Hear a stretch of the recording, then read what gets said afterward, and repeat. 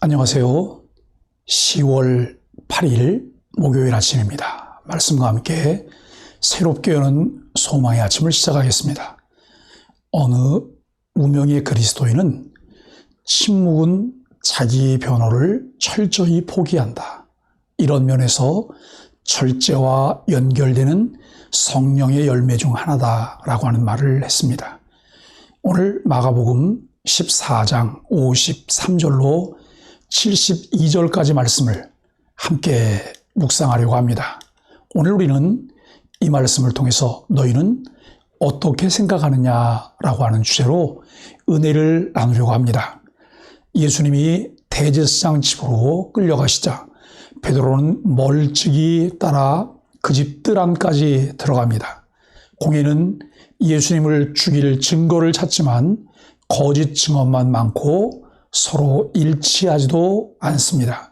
대제사장이 예수님께 찬송받을 이의 아들 그리스도인지 묻고 이를 인정하신 그분을 신성모독으로 정죄합니다. 그리스도인이라지만 고난의 의미를 모르면 주님을 멀찍이 따르는 사람이 됩니다.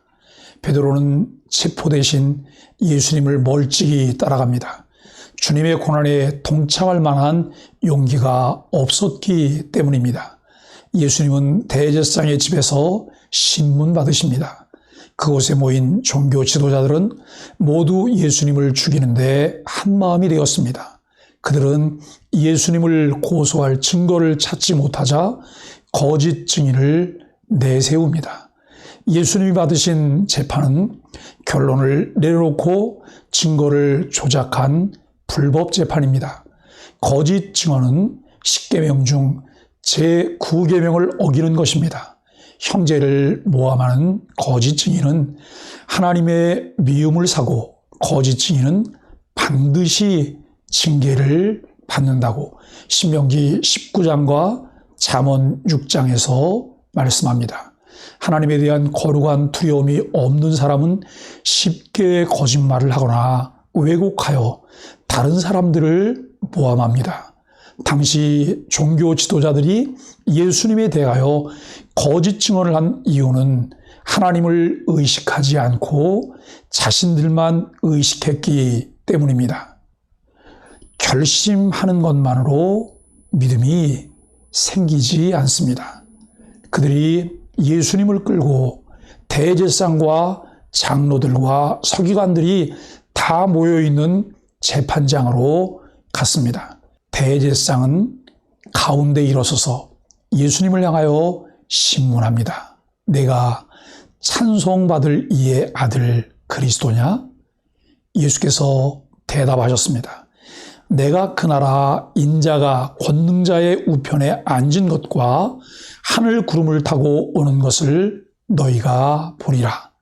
이에 대제사장은 옷을 찢으며 분개했고 옆에 있던 사람들에게 질문했습니다. 너희는 어떻게 생각하느냐? 곁에 섰던 사람들 중에 어떤 사람들은 예수를 향하여 침을 뱉고 주먹으로 쳤습니다. 심지어 하인들까지도 주님을 향해 손바닥으로 내리쳤습니다.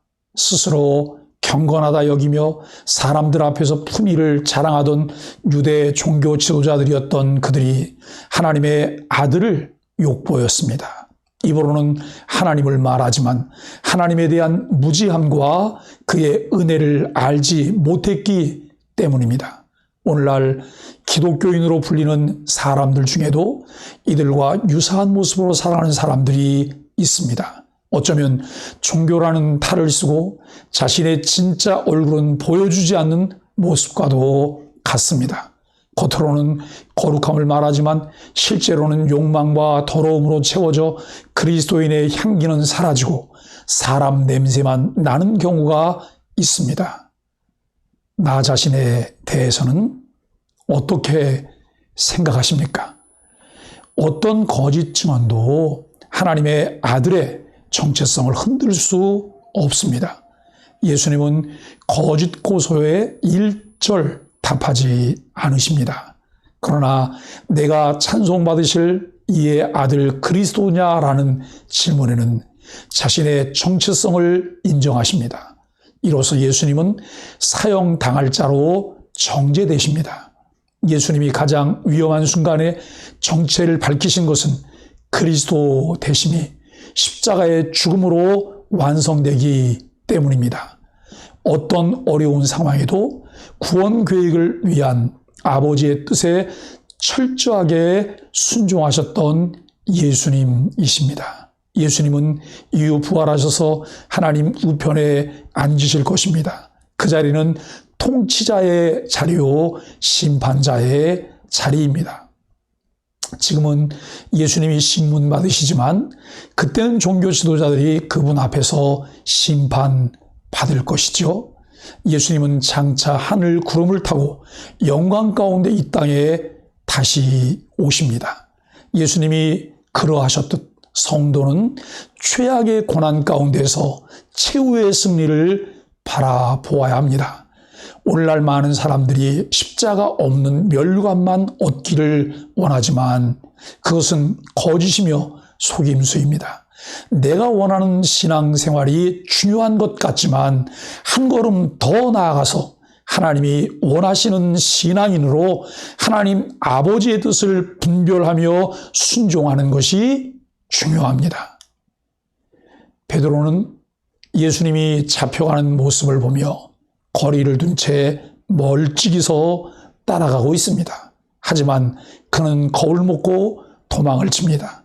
베드로는 여전히 예수님을 사랑하고 있었고 버릴 수 없었기에 대제사장의 뜰까지 쫓아갑니다.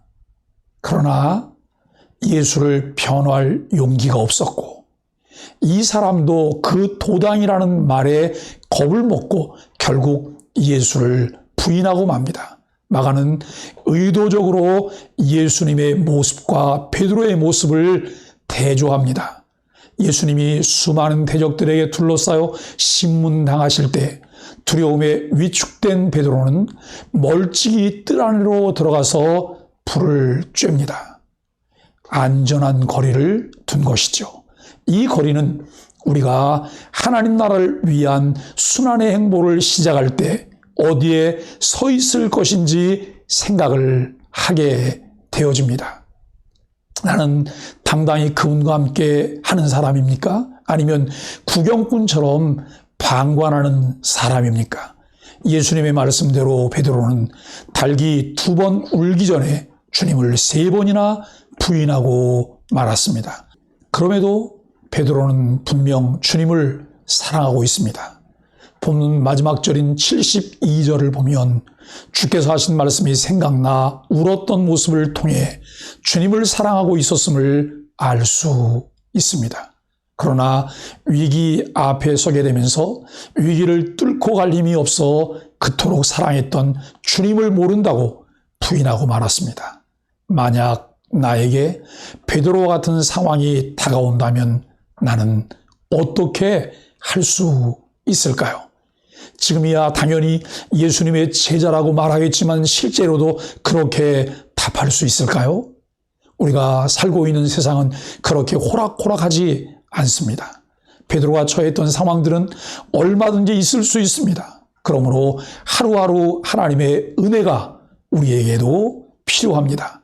그분의 도우심이 필요합니다. 그래서 우리는 기도해야 하고 그래서 하나님을 더 사랑해야 합니다. 아는 것과 결심만으로 가능할 것 같지만 우리는 이미 수많은 실패의 경험들을 갖고 있습니다. 말씀은 실패한 자리에서 다시 시작할 수 있도록 우리의 손을 잡아줍니다. 예수님은 자기와 함께 있게 하기 위해 제자들을 택하셨고 그들을 부르셨고 우리도 부르셨지만 베드로는 그분과 함께 있었던 사실을 부인합니다. 나 자신에게도 질문해야 합니다. 나는 어떻게 생각하느냐고, 나는 어떻게 할 수 있느냐고 철저하게 우리의 부족과 연약함을 깨닫고 인정하며 갈보리 언덕의 주님 앞으로 나아가야만 합니다. 반복되던 실패를 극복해내기 위하여 주님의 손에 이끌려 경건의 훈련이 반복되고 그것이 습관이 되게 해야 합니다. 왜 그렇게 해야 할까요? 주님을 진심으로 사랑하기 때문입니다. 하나님의 뜻에 온전히 순복하며 살아가고 싶기 때문입니다. 마지막 날 하나님 앞에 섰을 때 부끄럽지 않기 위함입니다. 위기 앞에서 누구나 실족하고 실패할 수 있지만 주님이 말씀으로 깨우쳐 주실 때 우리는 빨리 일어서야 합니다. 실패를 통해 겸손을 배우고 다시 시작한다면 그 실패는 성숙을 향한 도약대가 될 것입니다. 깨닫게 하시고 기억나게 하시는 은혜에 감사하며 다시 새롭게 우리 자신을 하나님의 뜻대로 세워가게 되기를 주님의 이름 간절히 축복합니다. 함께 기도하겠습니다. 악에 찬 거짓 증언에 구구절절 반박하지 않으시고 하나님의 아들 그리스도라는 본질을 선포하셨던 예수님을 닮길 원합니다. 난감한 상황에서 이 핑계 저 핑계 대며 구차한 변명을 하기에 급급하지 않고 하나님의 자녀의 정체성에 부합한 태도를 보이게 하소서. 함께 기도하겠습니다.